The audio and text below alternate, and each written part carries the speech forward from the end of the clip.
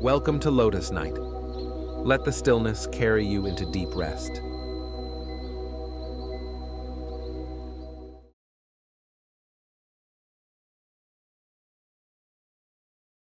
Go alone like a rhinoceros horn. Living buried in the world is difficult. Living with those who do not share your heart is even harder. Becoming a weary traveller on this long journey between birth and death is painful, so do not become a traveller worn down by ignorance. Avoid clinging to any place. Live freely, in all directions, east, west, south and north. Whether it is love or duty, being bound by any cause brings suffering. O seeker of the imperishable, be attached to nothing. Do not bind others under any justification either. That is attachment, a darkness deeper than hell. Letting go brings us freedom, and freedom is the only true condition for happiness. When our minds are tied to anger, anxiety, possessions, or any external thing, we cannot be free. Do not fear being alone. We are all born into this world alone, and we leave it alone.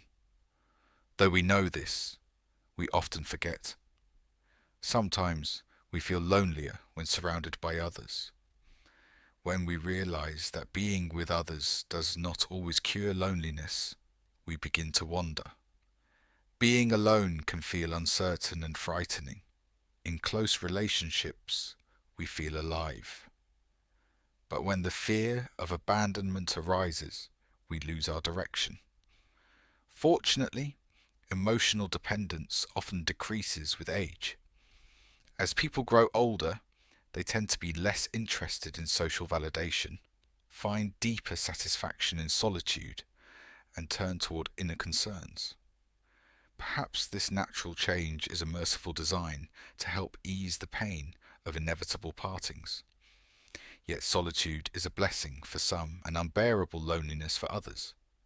Theologian Paul Tillich observed, "Loneliness is the pain of being alone. Solitude is the glory of being alone." Ask yourself, is your solitude painful loneliness or joyful independence? If your comfort depends on something outside yourself, you're experiencing loneliness, a weakened state. But solitude is not about dependence. It is the state of simply being with yourself. When we are grounded, we become open. This openness, born of curiosity and awareness, allows us to remain sensitive and awake. Solitude is often mistaken for isolation. While both involve being alone, their nature is entirely different. Solitude is peaceful, self-sufficient, and internally rich, even when meaningful connections still exist. Isolation, on the other hand, brings distress, disconnection, and emotional fatigue. As we grow older and spend more time alone, we must find peace in solitude.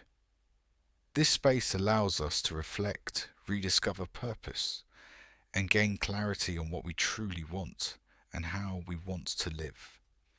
If we do not pause and turn inward, we risk becoming strangers to ourselves, trapped in fear and avoidance. But those who nurture their inner strength through solitude discover that the voice within is their true self. They find peace and joy in their own company. Instead of craving care, they pursue knowledge and challenges that revitalize their lives. This ability to enjoy solitude and cultivate inner strength leads to personal growth and an elevated quality of life.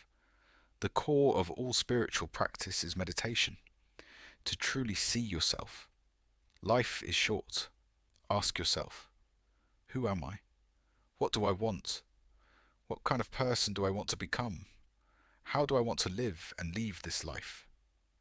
To strive for a better life without asking these questions is to walk in darkness. As we grow older, we must embrace solitude. When we are centered, solitude is never lonely. A grounded person is free. Solitude protects us from loneliness and gives us strength. Even when we are alone, we remain steady, because we are not dependent on others, the Dhammapada says. Meditate alone, lie alone, walk alone, practice diligently alone, govern yourself alone, let go of all attachment and live alone. Be truly alone, and you will encounter a new world. This is not separation, but wholeness. You become the master of your life and the owner of your choices. It all comes down to mindset. How you view life determines whether you're isolated or at peace in solitude. Some may wonder if joy can truly exist in solitude. But relationships do not define happiness. We have overemphasized human connection and neglected other sources of fulfillment. The ability to be alone helps us embrace change and stay connected with our imagination. Even those who struggle with close relationships can find healing through creativity and purposeful structure. Many creative individuals value building meaningful lives more than constant social interaction.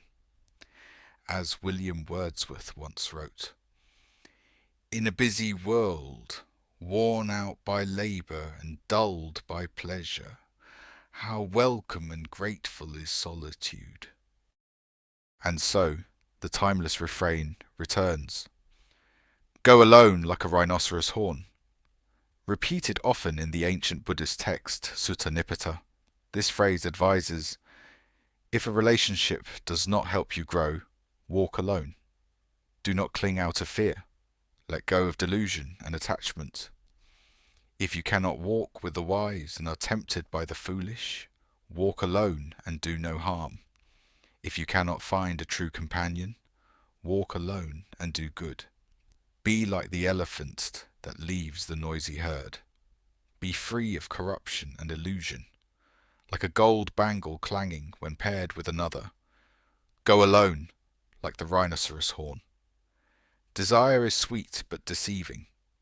See the suffering behind pleasure, and walk alone, like the lion unmoved by noise, the wind that slips through nets, and the lotus unstained by water. Go alone like the rhinoceros horn. Do not fear death. Cut the ties of craving. Walk alone, steady and whole. When you long for quiet, we'll be here. Lotus night.